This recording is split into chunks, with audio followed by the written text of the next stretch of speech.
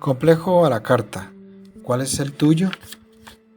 Primero, complejo de inferioridad. El complejo de los complejos. El complejo de inferioridad es el complejo por excelencia. Las personas con complejo de inferioridad sienten y piensan que los otros son superiores a ellas en uno o varios aspectos. Evidentemente, cada uno de nosotros tiene cualidades distintas que nos diferencian de los demás, pero no por ello debemos sentirnos mal.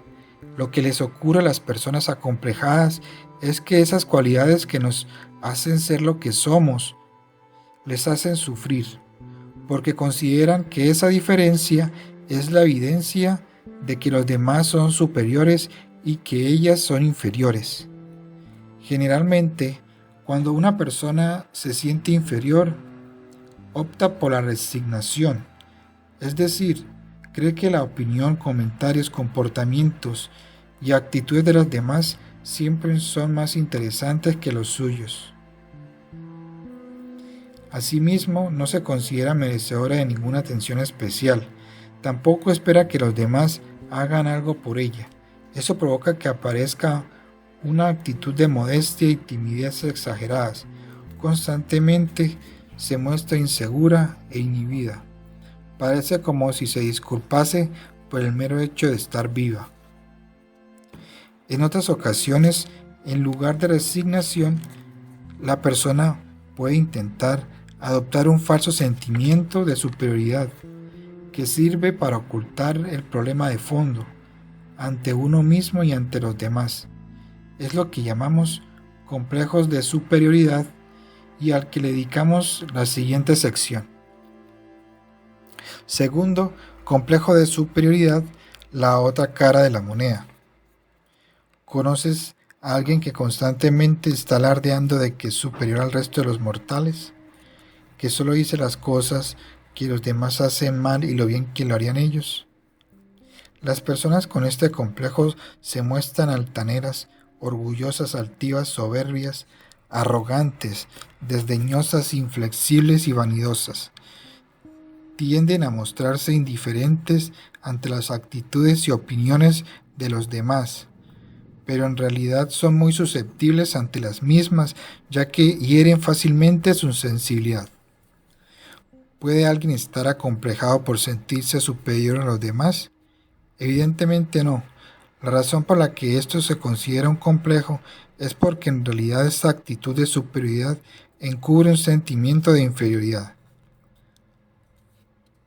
Por ejemplo, ante una crítica podemos responder con resignación y asumir que somos inútiles. Estaríamos en el caso descrito en el complejo de inferioridad. O intentar que esa crítica no nos duela, creyendo que los demás no nos entienden porque somos superiores a ellos.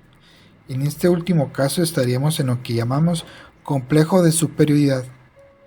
En ambas posturas nos encontraríamos ante personas que se sienten inferiores, pero con formas distintas de manejar los sentimientos que les producen las críticas. Tercero, complejo de culpa, el pararrayos de la vida. Las personas con este complejo viven constantemente aquejadas de una sensación de culpabilidad. El campo de la culpabilidad es muy amplio. Por ejemplo, nos podemos encontrar con quienes después de haber cometido un simple error tienden a generalizarlo y sentirse responsables del mismo en exceso. Otro ejemplo es el de aquellas personas que se creen el centro del universo. Es como si de ellos dependiera todo lo que ocurre a su alrededor, fundamentalmente los acontecimientos negativos. Se sienten responsables y culpables de los que les pasa a los demás. Es importante señalar que estos sentimientos se circunscriben básicamente a los acontecimientos negativos y no a los positivos. Cuarto, complejo de abandono. Isla desierta en medio del océano. ¿Experimentas con frecuencia la sensación de que solo te ocurren cosas negativas? Que hagas lo que hagas no puedes cambiarlo, que no merece la pena intentarlo. ¿Estarás sufriendo un complejo de abandono? Las personas con este complejo experimentan una serie de sentimientos negativos y perciben el ambiente de forma desalentadora, independientemente de que les ocurran cosas positivas. Les resulta imposible, bajo su propia perspectiva, cambiar la realidad. Se sienten solos entre la multitud. Se encuentran desamparados e indefensos. Esta situación les hace abandonarse de forma progresiva hasta enfermar física y mentalmente.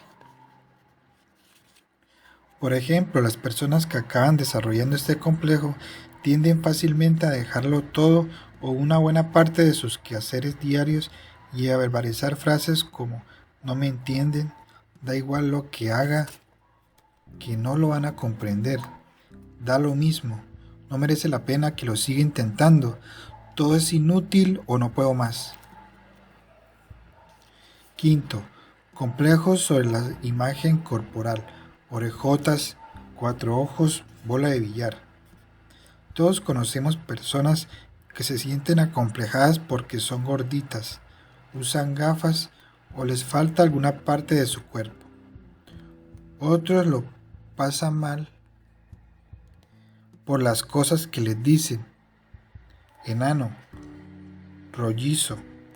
Son personas que están acomplejadas por alguna característica de su cuerpo. En algunas ocasiones existe un problema físico real, pero la mayoría de las veces el defecto físico es inexistente o muy leve y la persona lo exagera.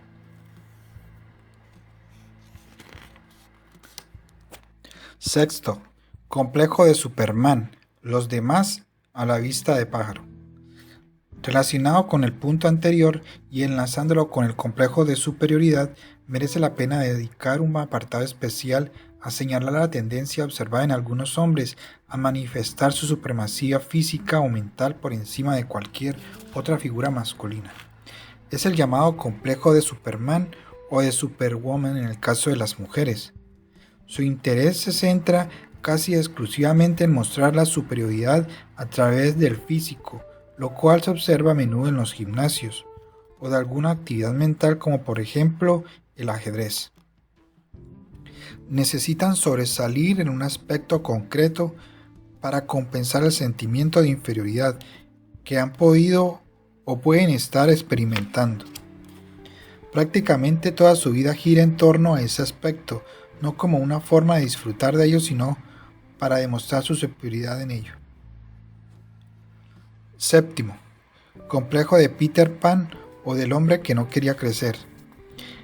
Hace referencia a la dificultad que tienen algunos adultos masculinos para asumir la madurez y donde resaltan rasgos típicos del eterno adolescente. Con la llegada de la etapa adulta, la persona debe asumir una serie de responsabilidades tales como tomar sus propias decisiones, hacerse cargo del cuidado de los hijos en caso de que los tenga o aceptar los compromisos propios de su rol y de su trabajo. Octavo, complejo de Wendy, madre no hay más que una. Este complejo aparece en aquellas mujeres que se comportan con su pareja como si fuera su madre. También puede darse en varones, pero no es lo habitual. Voy a utilizar expresiones tales como "ay, mi niñito, no sé lo que harías sin mí", o "seguro que tu madre no te cuida tan bien como yo". Esas mujeres sienten la necesidad de actuar de esta manera o incluso pueden considerarlo como una obligación más de su papel de esposa. En ocasiones utilizan a la suegra como una aliada que confirme todos los cuidados de su niño necesita.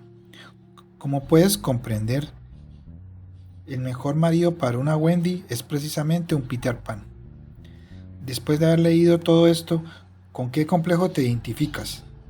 Puede que encuentres que tienes más de un complejo. No te preocupes, no es extraño. Por otra parte, ya sabes, detrás de cualquier complejo se esconde también el de inferioridad, por lo que además de ser, es habitual tener otro más. Gracias por ver el video y llegar hasta aquí.